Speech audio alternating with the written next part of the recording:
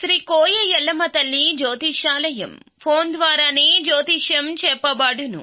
విద్య, ఉద్యోగం, వ్యాపారం, ప్రేమించిన వారు దూరం అవ్వడం, భార్యాభర్తల మధ్య గొడవలు, అత్తకోడళ్ల మధ్య మనస్పర్ధలు, కుటుంబ సమస్యలు, ఆర్థిక సమస్యలు, పెళ్లి కుదరకపోవడం, సంతానం ఆలస్యం కావడం, స్త్రీ పురుష వశీకరణం, చెడు ప్రయోగ నివారణ మొదలగు ఎటువంటి సమస్యలకైనా పరిష్కారం చూపగలరు. స్త్రీ పురుషులకు ఎటువంటి సమస్యలు ఉన్నా నమ్మకంతో కాల్ చేయండి. Phone number 8125456625.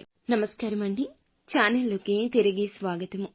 కుంభరాశి వారి జాతకులు, మీ ఇంటికి వచ్చిన వీరిని ఇంట్లోకి రమ్మనొద్దు. మిమ్మల్ని నాశనం చేయబోతున్నారు. ఈ 3 పేర్లు కలిగిన వ్యక్తులే. ఒకసారి గమనించి గుర్తించండి.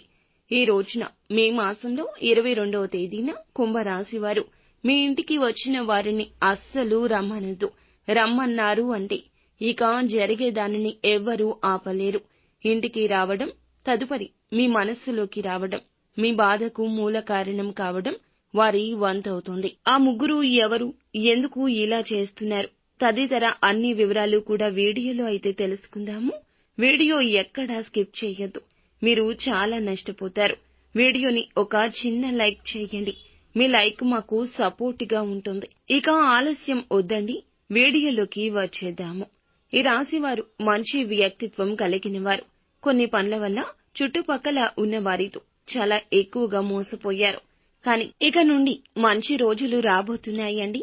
మీకు గ్రహాల అనుకూలత వల్ల అంతా శుభమే జరుగుతుంది. స్నేహితులు, కుటుంబ సభ్యులు వీరికి చాలా ఇష్టం. వీరి యొక్క సలహాలు కానీ ఏమైనా కానీ కొంచెం సానుకూల ఫలితాలు ఇచ్చే అవకాశం ఈ రోజు అందరికీ కనిపిస్తుంది. ఎదుటి వారి యొక్క సలహాలు కూడా వీరికి ఫలప్రదంగా ఉంటాయి. డబ్బుల కోసం గతంలో ఇబ్బంది పడ్డారు. ఎన్నో కష్టాలు చూశారు. ఎన్నో నష్టాలు ఎదుర్కొన్నారు.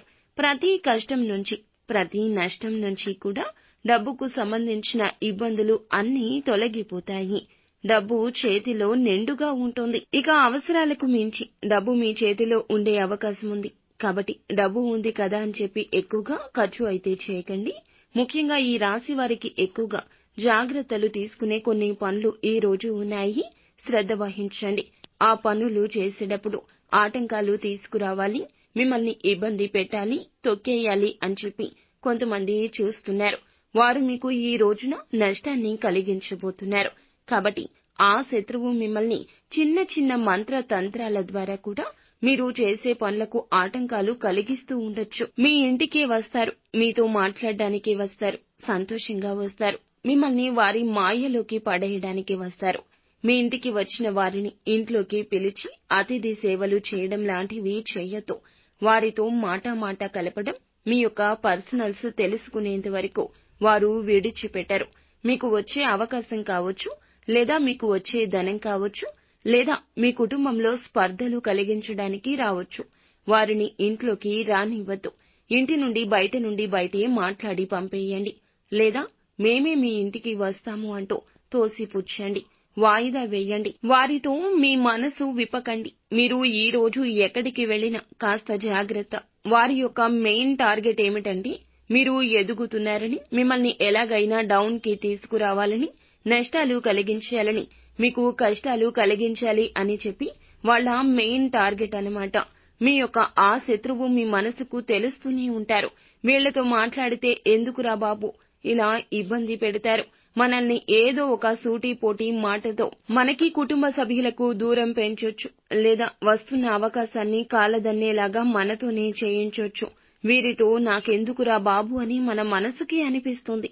కానీ వారి మాయలు పడ్డానికి కొన్ని నిమిషాల వ్యవధి కూడా చాలు. కావున జాగ్రత్త వహించండి. వీరు ఎదుగుదల చూడలేరు, మీ నాశనాన్ని కోరుకుంటారు. అది మీకు అర్థమవుతుంది. నేను సర్వనాశనం అయిపోతే వీళ్లు సంతోషంగా ఉంటారని. అటువంటి వ్యక్తులు ఎవరో కూడా మీకు తెలిసే అవకాశం ఉంటుంది.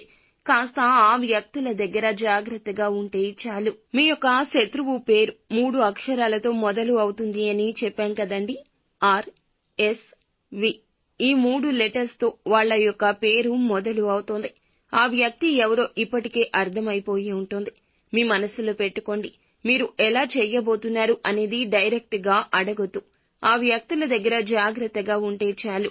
చేసే పనులు ముందుగానే వారితో డిస్కస్ చెయ్యొద్దు. అసలు ఇంటి వద్దకే రానివ్వద్దు. ఫోన్ చేసినా మాట్లాడవద్దు. వాయిదా వేయండి. వారికి ఎంత దూరంగా ఉంటే అంత మంచిది. మంచి మనసు మనకి మంచి చేస్తుంది. కీడు మనసు ఎప్పటికీ మంచి చెయ్యదు. వీరు నా జీవితంలో మంచివారే అని అనుకోవడానికి అస్సలు ఉండదండి. మంచి మంచే, చెడు ఎప్పటికైనా చెడునే తలపెడుతుంది. కాబట్టి వారిని దూరంగానే పెట్టండి. నెగటివ్ ఆలోచనలు కలగచేసేవారు వారు. అనవసరమైన ఖర్చులను, వస్తువులను కొనడం లాంటివి అలవాట్లు చేసేవారు. ఈ రాశి జాతకులకు ఏదైతే బలహీనత ఉంటుందో దాన్ని ఎక్కువగా వారు బలంగా మార్చుకుంటారు. కావున అప్రమత్తతే ప్రధాన ధ్యేయం. అంతేకాకుండా ఈ రాశి జాతకులు ఏమిటంటే గనక కాస్తంత డబ్బుని సేవ్ చేసుకోవడానికి ప్రయత్నించండి. నిత్యం శివనామస్మరణ మేలు చేస్తుంది. లక్ష్మీదేవిని ధూపదీప నైవేద్యాలతో ఆరాధించడం వల్ల శుభకర ఫలాలు పొందుకుంటారు.